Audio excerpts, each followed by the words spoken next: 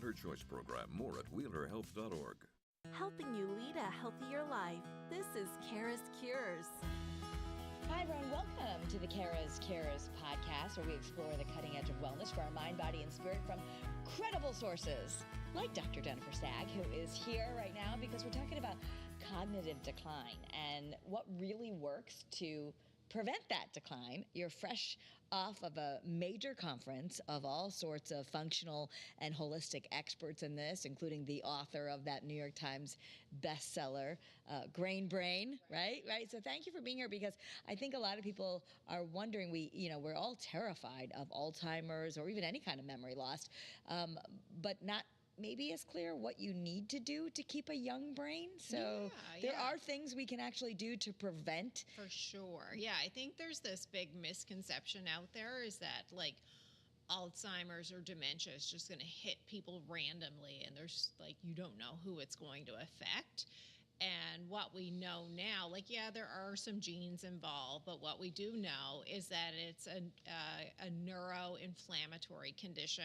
So just like other inflammatory conditions like cardiovascular disease, this condition is also preventable. So there are a lot of things that we can be doing now, like in our 40s and 50s and earlier, to really reduce our risk. So we can have a healthier brain and prevent cognitive decline with some things, tangible things we can do.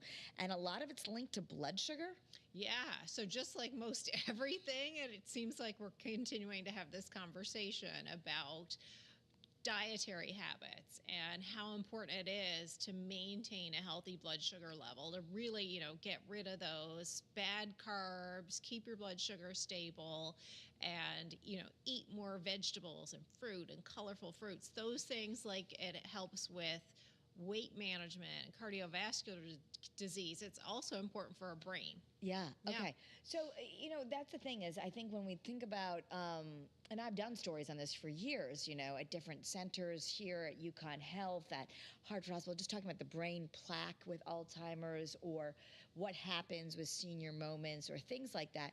But what you're saying is it's not so random. Like there's years before some of the way we're living could impact an unhealthy brain later. How young do we need to start worrying about this? Yeah, well, I think just like, I think as a society, we're becoming more mindful of our health and wellness, and recognizing diet is important, exercise is important, stress management is important. So I would say as early as possible, but certainly once you're started on your wellness journey, you really should be thinking about that for prevention of all these conditions of aging, because the biggest risk factor for Alzheimer's or dementia is aging, and we're all going to age, right? So the earlier the better. We should be thinking about this, and you just feel better.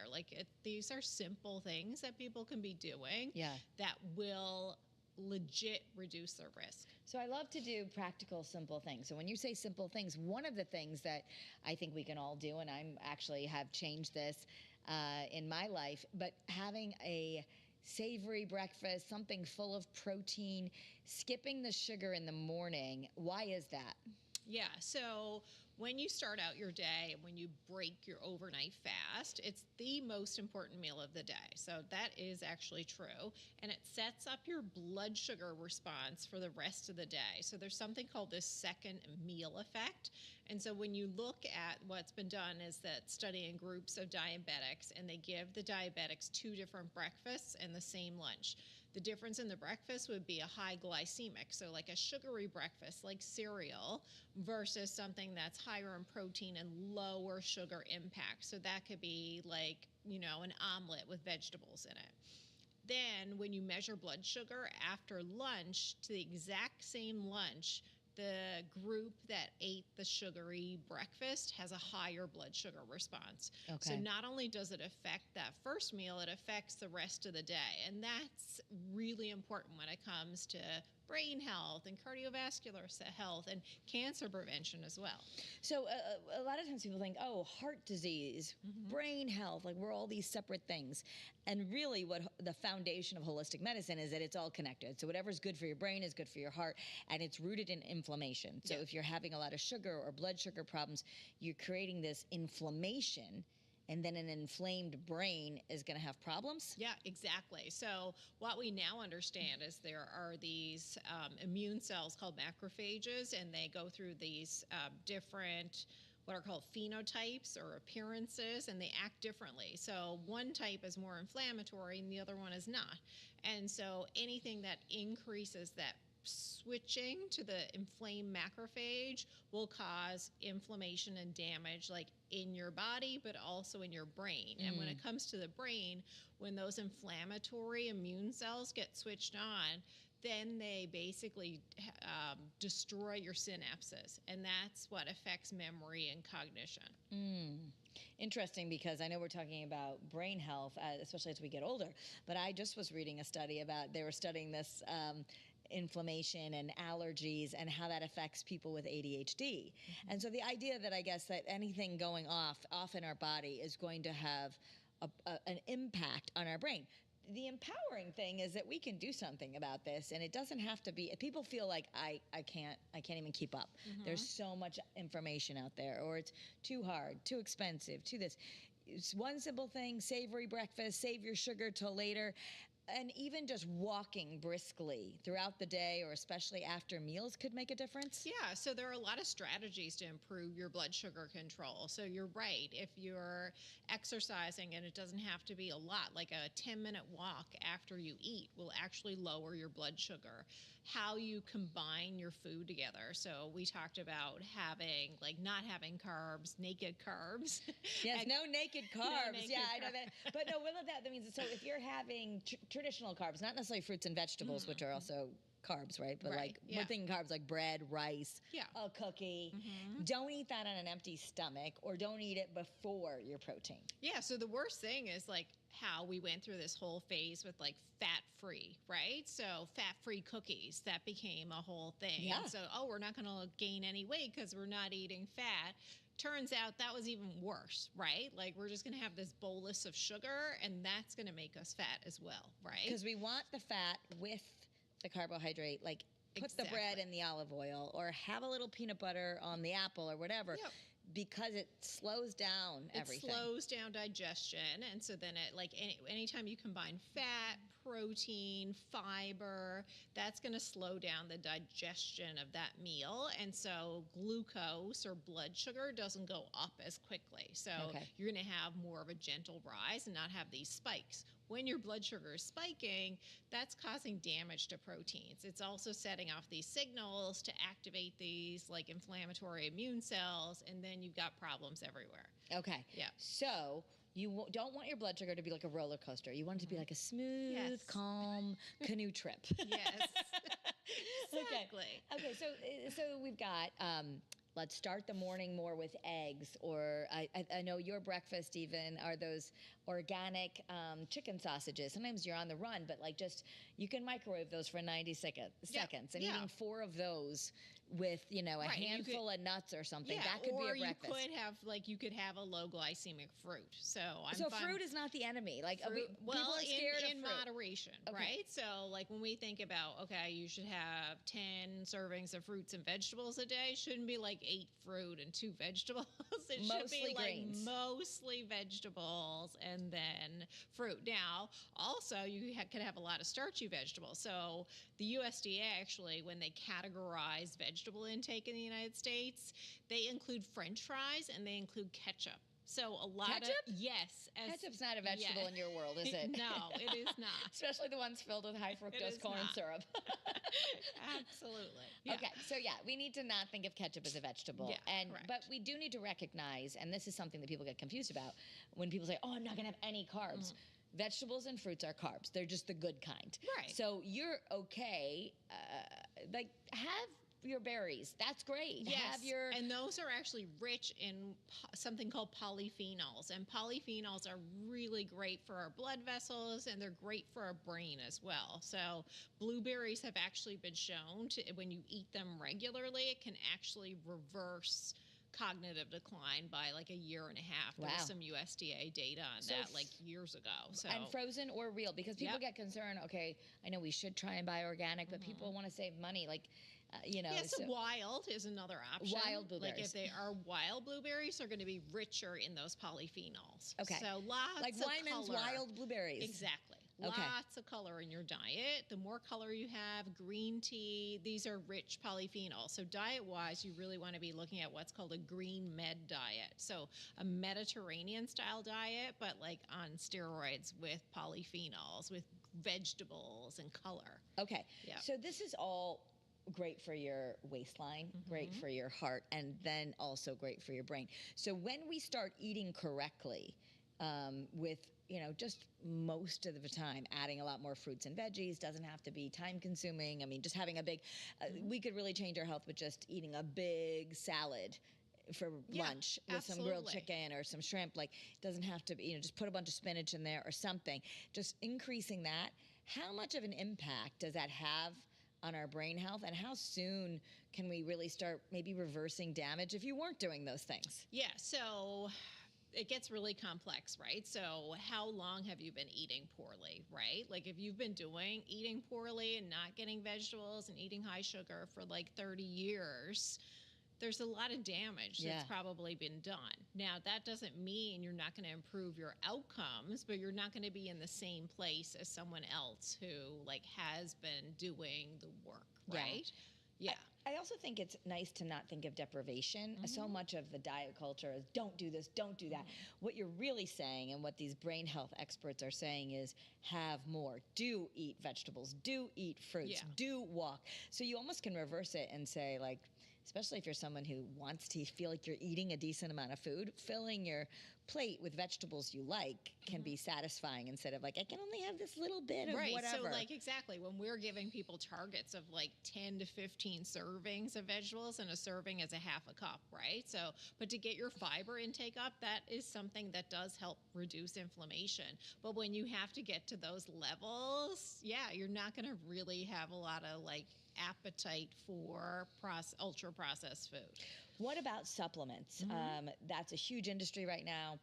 Which supplements help brain health? Yeah, so there are a number that actually, so what we're going after when we're looking at this is working on reducing the activation of those microglial cells, those immune cells in the brain, and that gets a bit technical. It has to do with mitochondrial activation, mitochondrial function, but some of the biggest supplements that we think about here, biggest one I would say is something called SPM, or pro-resolving mediators. These are very specialized fish oil that have an anti-inflammatory or resolving effect, more importantly. So they can actually switch off those inflammatory immune cells, which is like amazing. So we want to turn the volume down on our bad genes and turn the volume up on our good genes. And when we talk about fish oil, this is one of the important, supplement quality, I've learned, really does matter.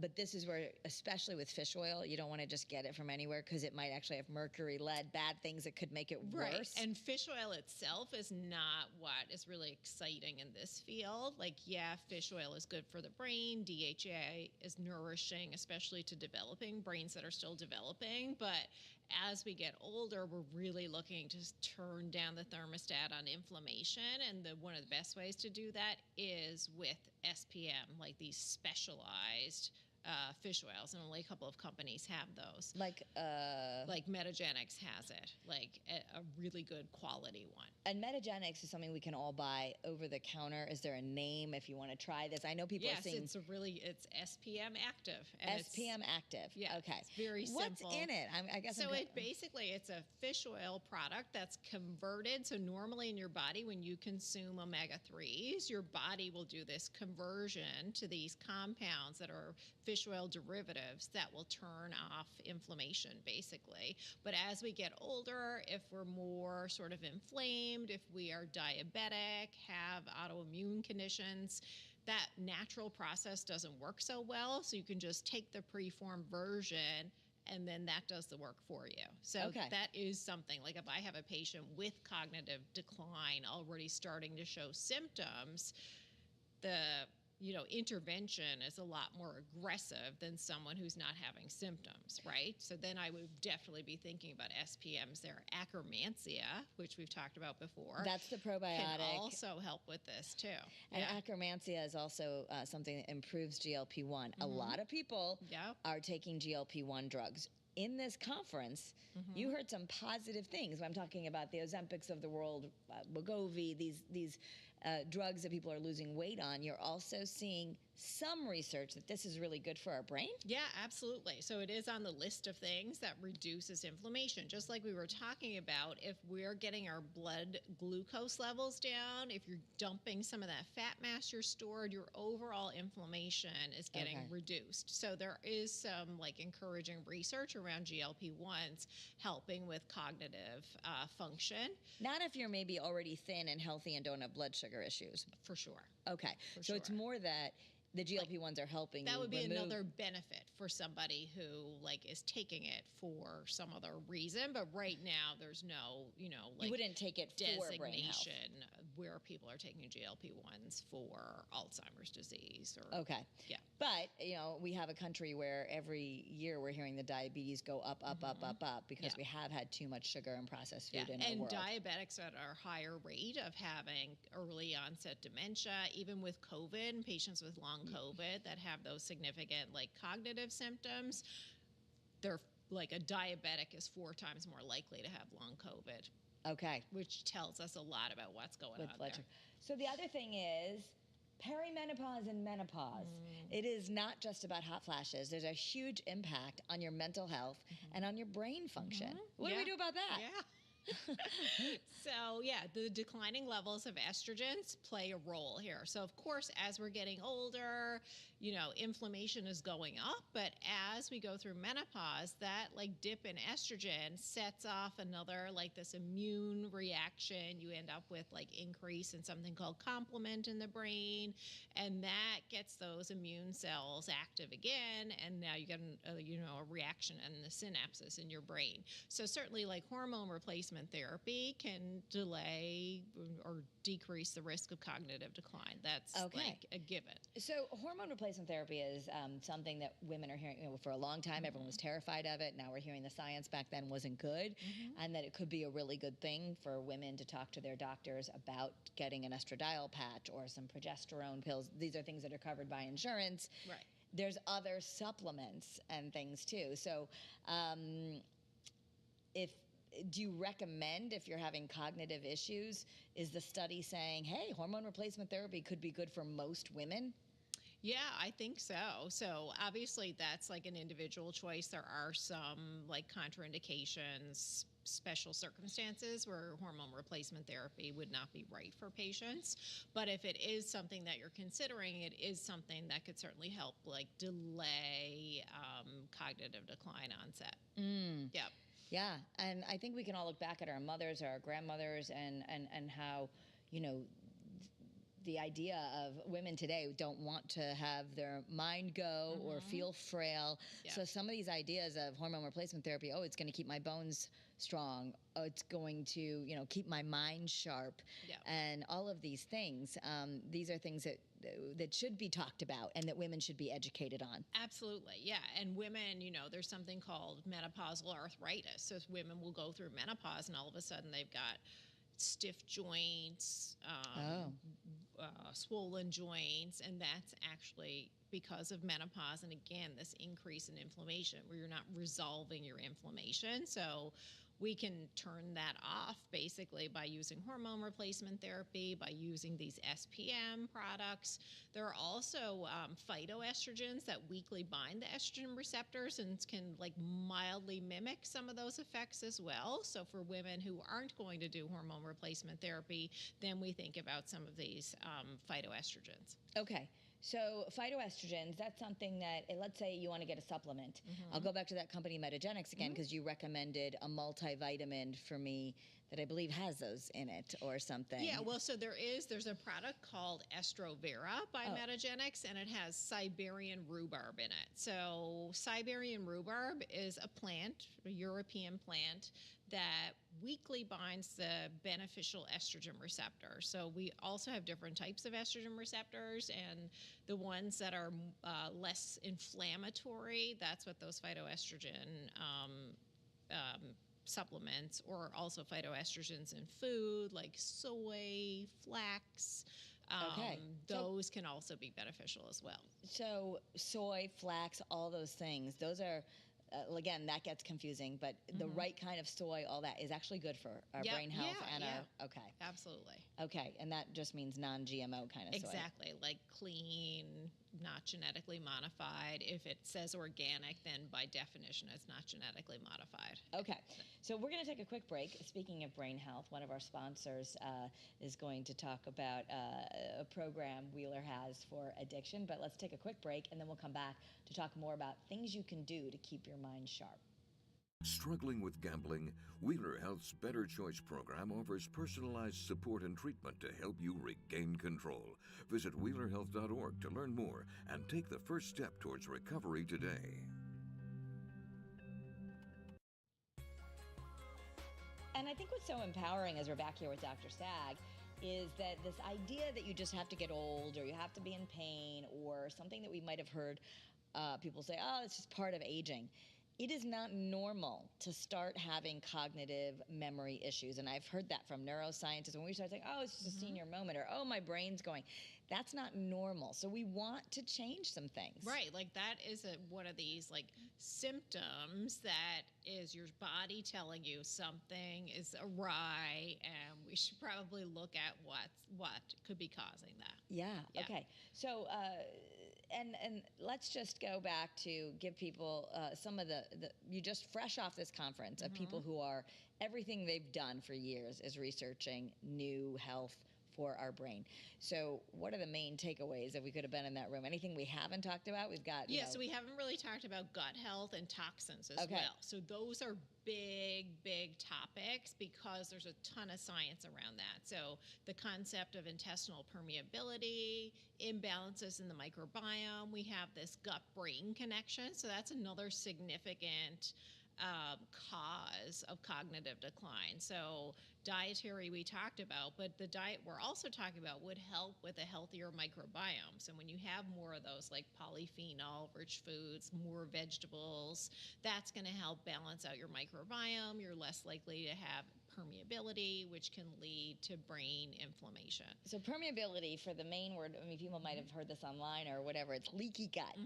And what does that actually mean? Because people are like, oh, I have leaky gut. But what is leaky gut? It doesn't sound like anything we want, but I know that a lot of us might have it. Yeah, and if you have leaky gut, then you likely have leaky brain as well. So this is where it gets like very concerning. So basically what it is that your intestine should have your intestinal cells sort of lined up tight together. And what can happen when there's an imbalance in the microbiome, your gut has more inflammation, those cells can kind of like drift apart a little bit, or they stay open in between a little bit too long. It's like a hose with holes in it. You don't want anything coming out the hose. Like it naturally does open a little bit, but it shouldn't be open very often or for very long. And when it does open up, what can happen is you can actually get like segments of bacteria that can slip through that normally shouldn't get through, and that is extremely inflammatory. So we can actually measure that in the bloodstream, something called LPS. And if you have that, that is a high risk factor for brain inflammation and subsequent dementia. It's how do we get that test? Lipopolysaccharide. You can test for it. We test for it on what's called a gut barrier panel. It's a finger stick that we do at our office. And it's checking for antibodies against LPS, against Candida. It checks for antibodies against some of the proteins that sit in that intestinal lining. It's a very simple test, inexpensive, $99. So wow. LPS. So let me ask you this. If we go to our regular MD and ask for that test, they're going to kind of not getting that so, test. I mean, Dr. Stagg is the founder of Whole Health Wellness in Farmington, Connecticut. I know you see people all over, but people will ask, well, how do I get those tests? Or how do I find someone who understands this stuff? Yeah, so if you go and you find like an integrative medicine doctor, functional medicine doctor, naturopathic physicians, they're all going to be very well versed and educated in permeability, intestinal permeability, and they would be able to test you for that. And so these are tests that you wouldn't get through. We use Quest, LabCorp very routinely for a lot of tests, but this test is not available through there and isn't covered by insurance. But it's, relatively inexpensive. And then what action would we take once we get there? Because I think I've done detoxes, I've done routine stuff, and sometimes you're wondering, does this matter? If I take out all the gluten, which is hard to do, is it going to really benefit me? So does this test tell you then what you need to change? Yeah, not exactly. So now then we have to figure out, why is your gut permeable? Why is it leaky? And so most of the time it's because of dysbiosis, an imbalance of the bacteria in the gut. And a lot of times that comes ultimately from what you're eating. You're eating a lot of ultra-processed food. You're not getting a lot of vegetables. You get an unhealthy gut. But sometimes infections can set you up for that. Like COVID can cause dysbiosis in the gut. Here in Connecticut, Lyme disease can cause dysbiosis in the gut. So there could be a little more sleuthing that your doctor might have to do to figure this out. But really, again, it does come back to these dietary changes. There could be specific supplements we're recommending to try to balance out that gut bacteria or yeast in the gut. There are supplement formulas that we use to help those intestinal cells regenerate and turn over a little bit more quickly and sort of repair that gut lining. So there are a lot of things we can do. But you're right, some of these things are just conceptual, and sometimes people don't necessarily feel dramatically better right away, but over time it's subtle. Yeah. But when it comes to brain health, this is something, as I said, it's decades in the making. So we need to, it's hard to it's fine when we're thinking about I'm going to do this diet to lose weight. You got this immediate effect that you're gauging versus something, your memory might be fine and you need to do all these things to preserve your memory. And you're like, oh, well, that's 10 or 20 years down the road. And it's kind of hard to get behind just the way our human brain works. But the main thing is, if we go back to, of course, there's advanced testing, all these things. And I wholeheartedly recommend people, they can follow you at Dr. Stagg, they can go to, but in our final minute, 3 takeaways, what I'm getting is at least really, get your sugars under control. Start with that savory breakfast. Even if you want sugar in your coffee, try to get it out of it or have it much later in the day. Taking those walks and really working on our gut health. So eliminating the highly processed fake foods. Yeah, that's what I think about. I think about primarily, and this is for general health, diet, exercise, gut health, but I will layer on toxins because our environment is so laden with toxins, and that's something that as a society we need to address as well. But we can make personal choices to reduce our intake and load of toxins. Absolutely, and that is a whole other show, which we've done a little bit, but we'll do it again. And I know you offer medical detoxes to help with that as well. In our final few seconds, I just want to say thank you for coming on. We all want young brains. I think the empowering thing is we don't have to age and be foggy. For sure, absolutely. All right, so we want you to preserve your memory as long as you can. Please share this episode, like and share. You can follow me on all social media at Kara Sundlin. Have a great day and be well. CURES, sponsored by Wheeler Health's Better Choice program. More at wheelerhealth.org.